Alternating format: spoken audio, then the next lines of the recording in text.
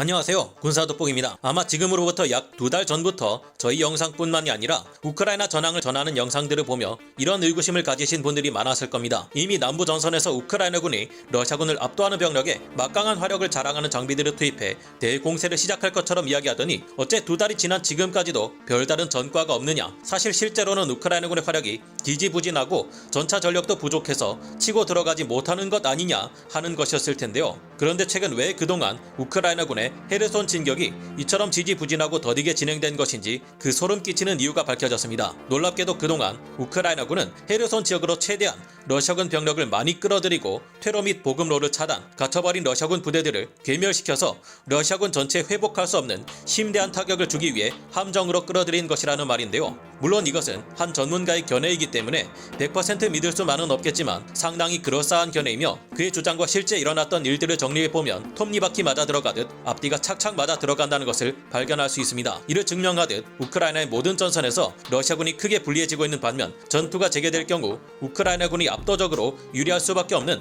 여러가지 요건이 갖춰지고 있는데요. 어떻게 이것이 가능한지 알아보겠습니다. 전문가는 아니지만 해당 분야의 정보를 조사 정리했습니다. 본의 아니게 틀린 부분이 있을 수 있다는 점 양해해주시면 감사하겠습니다. 현지 시각 7월 24일 필립스 오브라이언 세인트 앤드루스 대학 전략학 교수가 밝힌 견해는 약 2달 이상 느리게 진행되어 온 우크라이나군의 헤르손 공세가 가장 큰 효과를 발휘하기 위한 우크라이나군의 함정이었다고 밝혔습니다. 지난 5월부터 우크라이나의 남부 전선 헤르손 전역에서 우크라이나군은 드네프르강 주위에 배치된 러시아군 전력을 압도적으로 능가하는 20개 여단 5만여 명에 달할 것으로 추정되는 병력에 강력한 전차 및 장갑차의 증원으로 편성된 강력한 전력을 갖추고 대공세를 시작할 듯한 움직임을 보였는데요. 당시만 해도 당장 헤르손을 탈환하는 것은 물론 남쪽의 크림반도와 동쪽으로 이어지는 자포리자, 멜리토폴까지 금세 집어삼킬 듯한 기세였지만 현실은 달랐습니다. 당시 여러 오신트 보도들에서는 우크라이나군의 더딘 진격이 러시아군의 방식과는 달리 모든 구역의 정착촌과 도시들을 점령한 다음 방어진지를 구축하는 방식이어서 시간이 걸리는 것으로 분석하기도 했는데요. 그러나 오브라이언 교수는 헤르손 등 남부 지역의 우크라이나군은 2달 가까이 이 지역 러시아군에 비해 압도적인 우위를 가진 전력을 구축하고 있음에도 일부러 이를 사용하지 않았고 그 이유는 드네프르강 이북 쪽으로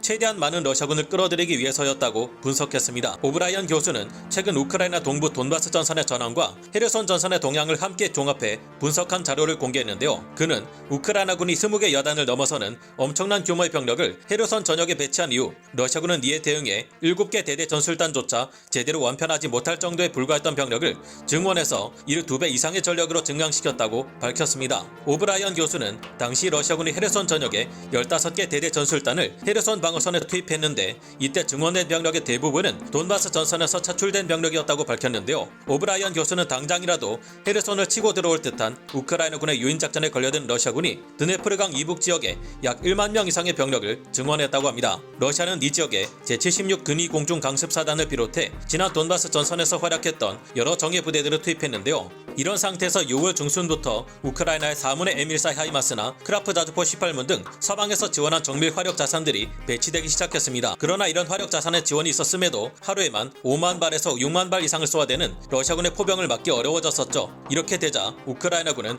각종 포병 자산 및 장거리 화력 자산으로 러시아군 포병과 전투를 치르지 않고 러시아군의 약점인 탄약고와 지휘부를 집중 타격하기 시작했습니다. 단 4문의 하이마스가 100개소의 러시아군 탄약고를 박살낼 정도로 우크라이나군의 러시아군 탄약고 집중 공격은 비처럼 퍼붓던 러시아군의 포격을 멈추게 만들 정도로 무시무시한 효과를 발휘했습니다. 탄약고를 사용할 수 없게 된 러시아군은 러시아 본토에서 어마어마하게 먼 거리를 오가며 보급을 담당해야 하게 되었는데 이 같은 보급 행렬은 쉽게 우크라이나군의 기습을 받을 수밖에 없게 되었는데요. 여기에 더해 철도를 통해 이어지던 러시아군의 보급을 우크라이나 파르티잔들이 저지해버렸습니다. 급기야 헤르손 지역에서 최대한 많은 러시아군 부대를 드네프르강 이북 지역으로 끌어들여 전진 배치시키는데 성공한 우크라이나는 최근 7월 19일부터 드네프르강을 지나는 헤르손 대교를 사용할 수 없게 파괴해버렸고 노바카우프카 지역의 교량마저도 공격하기 시작했습니다. 이렇게 되자 현재 드네프르강 이북 지역의 러시아군 주요 물류 거점이 모두 파괴되는 상태에 이른 것은 물론 7월 초부터 드네프르강 이남의 물류 거점까지도 대부분 파괴되어 사용할 수 없게 되었습니다. 헤르손 지역의 러시아군은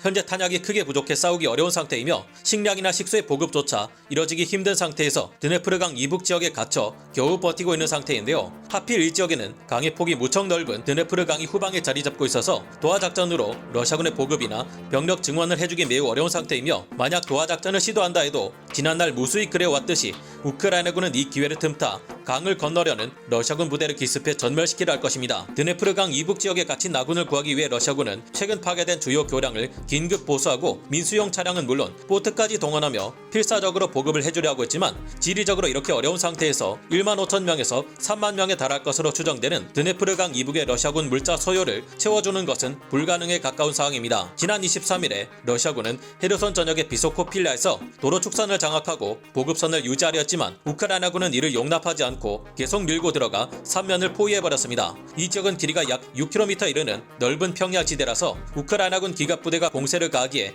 아주 안성맞춤인 지형이라 크게 유리한 상황인데요. 여러 오신트 보도에 따르면 비스코필리아에는 러시아군의 세계 대대 전술단 1000여 명이 포위당해 있으며 오죽하면 러시아군 측에서 인도적으로 빠져나갈 통로를 마련해 달라고 요청하기까지 했다는데요. 하지만 우크라이나군은 너희들은 마리우폴에서 약속을 지켰느냐라며 러시아군의 이 같은 요청을 거절했다고 합니다. 현재 헤르손 대교는 사람만 겨우 건널 수 있을 정도로 크게 파괴되었고 다른 하나의 다리인 노바커프카 쪽 교량 또한 주변의 도로들이 모두 파괴된 상태라 러시아군 측에서는 증원 부대를 보낼 수가 없는 상황입니다. 이런 상황에 지난 7월 22일 밤 미하일로 포듈라크 우크라이나 대통령실 고문은 러시아군에게 주말까지 마지막으로 기회를 줄 테니 자발적으로 걸어서 나가라는 최고의 통첩까지 날렸는데요. 우크라이나군은 기동부대와 포병 전력을 통해 헤르손을 완전히 봉쇄하고 공격 준비를 완료했다. 헤르손에 있는 러시아군이 생존을 원한다면 자발적으로 철수할 수 있는 기회를 주겠다라고 밝혔습니다. 미하일 포듈라크 고문은 헤르손 대교를 그 정도만 부순 것은 우리가 베풀 수 있는 선의의 제스처라 말했습니다. 러시아군은 우리 하이마스 다연장 로켓과 포병들이 헤르손 전역을 포격권에 두고 있으며